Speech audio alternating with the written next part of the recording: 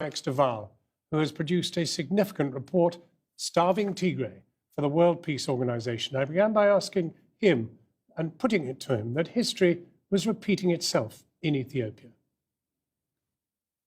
Indeed. I mean, for many of us, the Great Famine of 1984-85 was a pivotal moment, and also a moment of shame because the world was not prepared to acknowledge a famine until those terrible pictures of starving children were actually on the nightly news.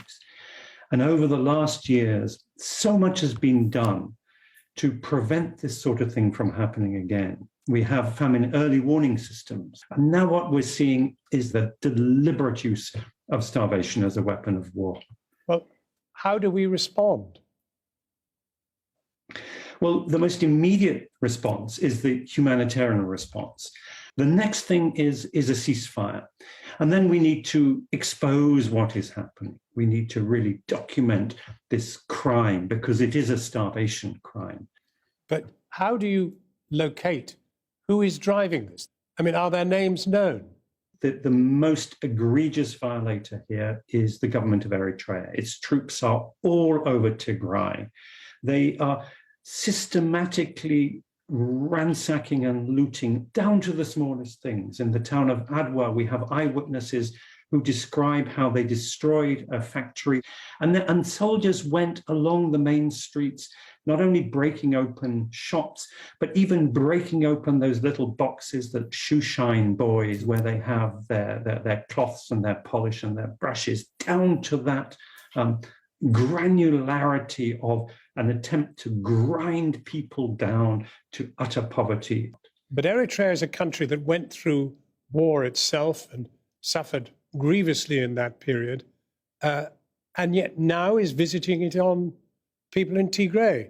I mean, what does this say of these people, and what does it say of the United Nations that they've not called them to account? Well, it is a deep tragedy of Eritrea that the ideals of those who struggled and fought and suffered so much for liberation have seen their hopes and dreams disappointed by the dictatorship of Isaias Afwerki.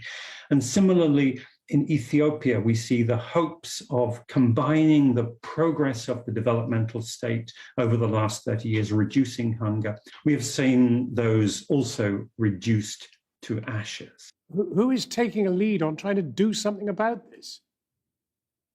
Sadly, the African Union has failed dismally, and Ireland brought the issue to the UN Security Council, but it was blocked there. The Russians and Chinese threatened to veto, and the Africans did not stand up. I think few of us ever expected to have to read a report such as the one you've compiled.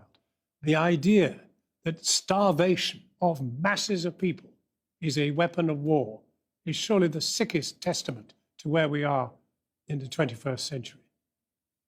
It is a terribly dismal verdict on where we stand.